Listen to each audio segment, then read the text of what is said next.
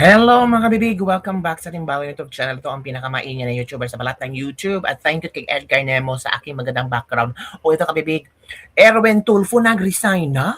Hello? It's true, it's amazing? Naku, anong nangyari kay Erwin Tulfo kabibig? Nag-resign na daw si Erwin Tulfo bilang chairman ng Blue Ribbon Committee? Totoo kaya ito?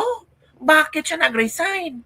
Natakot ba si Erwin? Erwin, ano ba talaga ang nangyari? At flood control hearing ni Senator Marcolita, tuloy na. Push na yan, te. Ituloy na yan. Marami pala ang witnesses na pupunta. Si Chavit nandun na. Si Attorney Harold Respicio nandun na. Yung ibang mga may hawak na mga dokumento at ebidensya, mga pictures, mga videos, pupunta na. Para yata ito yung huling Blue Ribbon Committee ni Senator Marcolita at dito talaga ibubuhos lahat ng mga ebidensya, lahat ng mga pangalan na dapat mabunyag at, to expose ay kailangan talaga kabibig. Pero ito muna kabibig parang naduwag ang buntot, si Erwin Tulfo. Bakit kaya ito kabibig? Ito ang chika ngayon. Tulfo, ipinapaubaya ang flood control probe kay Kiko. Bakit? Nag-inhibit na si Senator Erwin Tulfo sa pangunguna ng investigasyon sa umano'y anomalya sa flood control projects matapos siyang nadawit sa mga alegasyon ng ilang testigo. Dapat lang talaga, Erwin, tama ang ginawa mo na mag-inhibit ka at hayaan mo na lang si Kiko Pangilinan ang siya na ang magdumala, siya na ang mag-chairman. Ayon sa mga ulat, si Senator Kiko Pangilinan ang mamumuno sa isang subcommittee na hahawak at mga ngasiwa sa pagpapatuloy ng investigasyon. Nauna nang itinuro ng ilang dating bodyguard ni dating Congressman Saldico si Tulfo bilang isa sa mga umano'y tumanggap ng mga maleta na may laman umanong pera. Isang alegasyong mariin niyang itinanggi.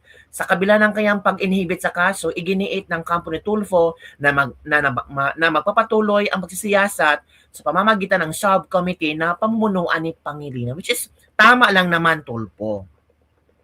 Tama lang. The guilty cannot be trusted to handle the investigation of a crime they are accused of committing. Tama lang naman ang gagawin ni Tulfo na mag-inhibit siya. Mag-resign mo na siya bilang chairman ba? Kasi nakakaya naman, tama naman din ang sinabi na ito ni Baligod na kung gusto ni Tulfo na tuloy ang investigasyon sa kanyang Blue Ribbon Committee, dapat mag-inhibit siya. Dapat hindi siya mag-chairman doon. Maganda naman ang ginawa ni Tulfo na si Kiko Pangilinan ang magiging chairman ng subcommittee ng Blue Ribbon Committee. At ito na nga, kabibig. Ay, nako, si Senator Amy Marcos hindi pinapasok sa venue. Bakit hindi pinapasok sa venue? Ewan, kabibig. Ano nangyari, kabibig? Ito, kabibig, I don't know kung tuloy na ba itong Blue Ribbon Committee ngayon. Pero sabi na ito ni Harold Respicio na nandun sa venue ngayon, ay tuloy na talaga. Ito kabibig ha, ito yung mga videos ni Attorney Harold Respicio na kung saan sinasabi niya na tuloy na. Ito kabibig ha. Ito talaga ha, official fan page yan ni Vice Mayor Harold Respicio. Guys, tuloy ang hearing. Nag-uusap na sila kung paano papasukin yun yung caretaker ng Double Gem. Alright guys, tuloy ang hearing. Nag-uusap na sila kung paano papasukin yun yung caretaker ng Double Gem at kinakausap niya yung security ni Mike at kung paano papasukin yung mga 18 Marines dito sa Double Gem sa EDSA. Tuloy po ang ating hearing sa Blue Ribbon Committee ng totoong Blue Ribbon Committee Chairman na si Cayetano, totoong Senate President na si Senator Alan Pilar Cayetano at si Marcolita nandito rin mamaya. Dumating na si Amy kanina pero umalis lang, pero babalik yung mga yon. Babalik din si Chavit.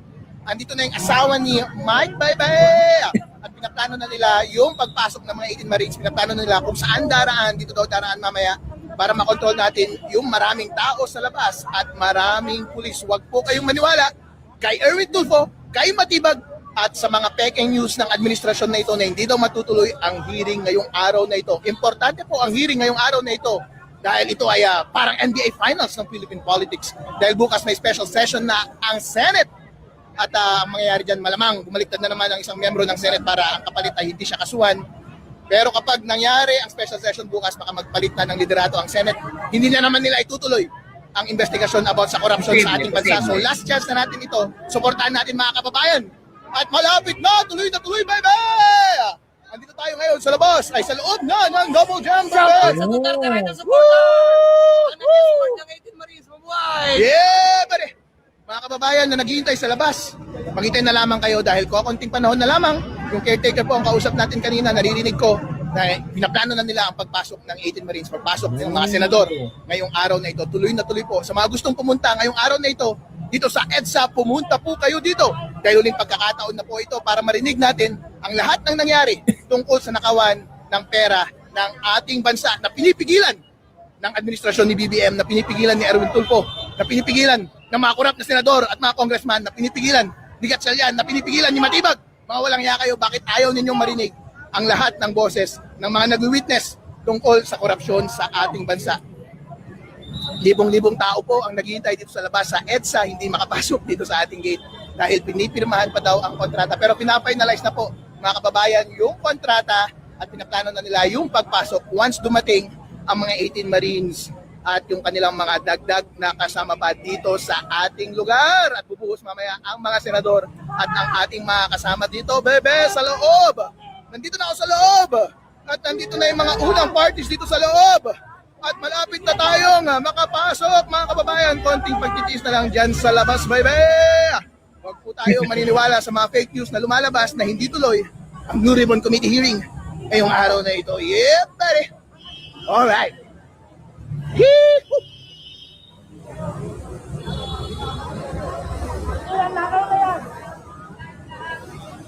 Alright, see you again next time, folks. Mamaya, mag-live ulit ako mamaya. Dahil ang dami mga nagla-live dito sa labas, mahina ang signal. I love you.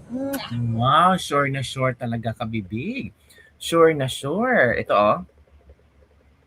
Hi guys, nakapasok na ako dito sa Double Gem, dito sa EDSA, kung saan gaganapin ang Blue Ribbon Committee hearing ni Marcoleta at ni Cayetano at ni Mike Defensor. Sabi nila hindi daw tuloy. Nanakot si Matibag, nanakot si Erwin Tulfo, pero huwag kayong maniwala sa kanila. Dahil tuloy na tuloy ngayong araw na ito ang hearing dito sa Double Gem. Daming tao. Nakapasok na ako sa loob.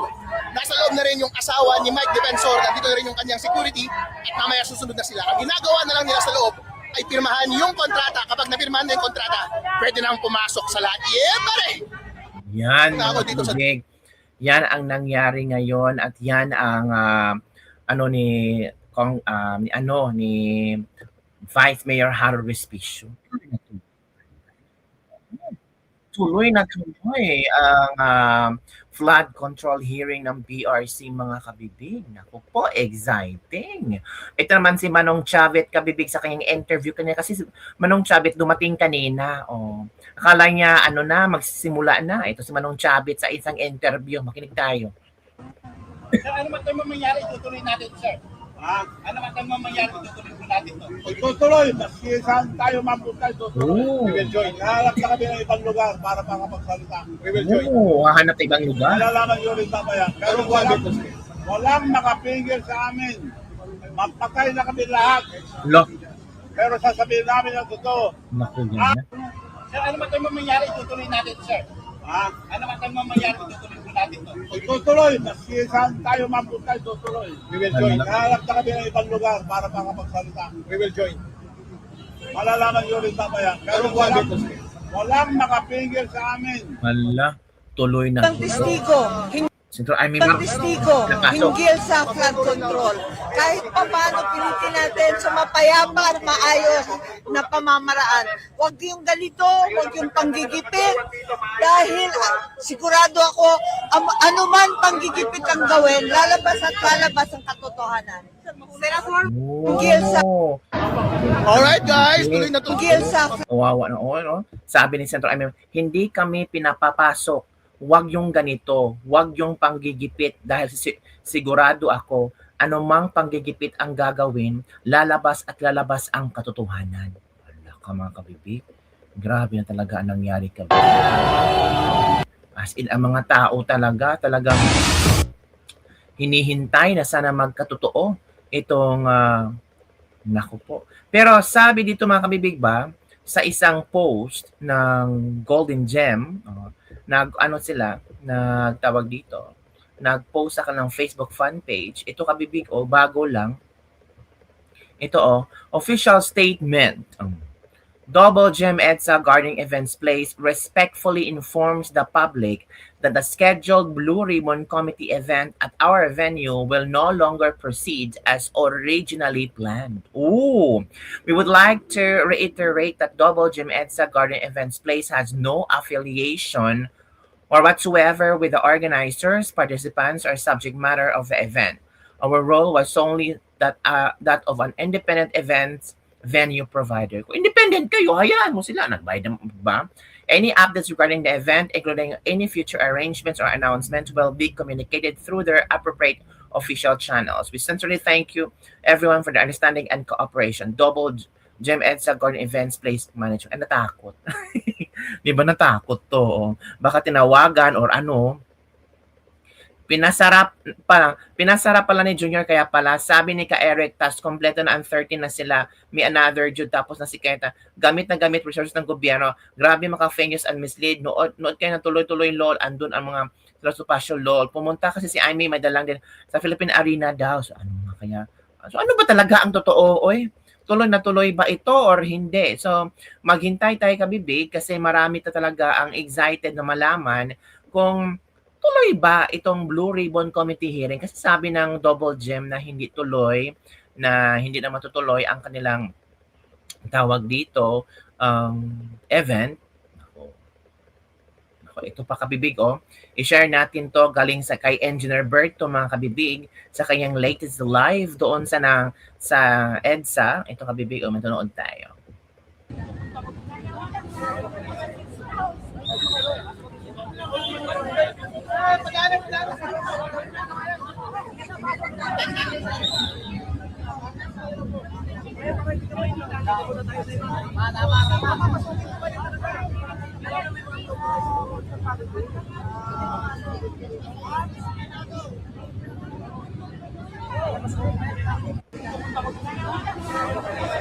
Tuloy daw kabibig, sabi niya. Sir, ano man tayo mamangyari? Tutuloy natin, sir. So sana mga kabibig, no, matuloy na lang yan, hayaan na lang ni BBM na matuloy yan para kung if he's for transparency and accountability, kasi may mga tao na talaga na gustong malaman kung ano ang katotohanan. 'Di ba? Para hindi tayo mamukhang tanga ba, para bigyan naman ng chance itong ating mga 18 Marines na magsalita, 'di ba? Magsalita kung ano ang kailang nalalaman. Ay, naku kabibig. Sana naku. Pero ang chika dito, Marcoleta nakatakdang umanong aaristuhin dahil sa kasong plunder. Ibinunyag dating ni Dr. Lorraine Badoy ang kanyang nakuhang impormasyon tungkol sa posibilidad na paghuli kay Senator Marcoleta dahil sa kasong plunder. Sa kanyang post, sinabi ni Badoy na maliban kay Marcoleta, posibleng umanong hulihin sa susunod na linggo si dating anak Kalusugan Party List Representative Mike Defensor. Mangyari umano ang paghuli ng dalawa sa sunod ngayong linggong ito. I was told Senator Marcoleta and Mike Defensor will be arrested for plunder this week. Ayan, sabi ni Sabi naman ni Matibag na kung sino mang senador ang sasali sa Blue Ribbon Committee hearing ni Marcoleta na ito ay illegitimate. Posible daw makasuhan, mga kabibig. Naku po, ano ba naman yan, mga kabibig? Excited na ang mga tao, posibleng makasuhan. Matibag, nagbabala na maaaring makasuhan ng mga lalahok sa Blue Ribbon hearing bukas or ngayong araw na to. Naku. Ang 18 Marine at ang bagong 14 Fearless na bagong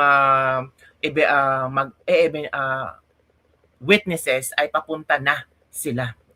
Mga kabibig, ito na nga ang hinihintay natin, mga kabibig. So, maghintay tayo kabibig sa kung ano man ang mangyayari at yun lang po muna ang ating news ngayon. So, don't forget to like, subscribe. Pero ako sabi naman ni Congressman Chavit, Congressman ba? Naguguluhan na ako. Ni Chavit Singson na kung hindi sila makakapasok sa venue ngayon, ay maghahanap sila ng bagong venue. Pero sabi naman ng Double Gem EDSA na kansilado Blue Ribbon Committee hearing ni Marcoleta. Wala pa namang live si Senator Alan Peter Cayetano or si Senator Marcoleta. Si Senator Amy, umalis lang daw muna kasi sobrang init na ng lugar na iyon. Hindi naman pwede siya mag-standby doon, di ba Kabibig? So ikaw Kabibig, ano ang iyong reaction? Matutuloy ba itong Blue Ribbon Committee hearing, flood control hearing ni Senator Marcoleta? Or hahanap sila ng ibang venue para talaga tuloy na tuloy? Kasi sinisigaw ito ng maraming Pilipino at lalo na ngayon na may bagong mag-witness itong 14 na fearless na mga witnesses. At posible daw si Mark Tiksay ay magla-live Zoom meeting. Nako po. Maghihintay tayo sa mga latest ni Kabibig ha. So don't forget to like, subscribe, and share this video. Bye everyone. See you next time.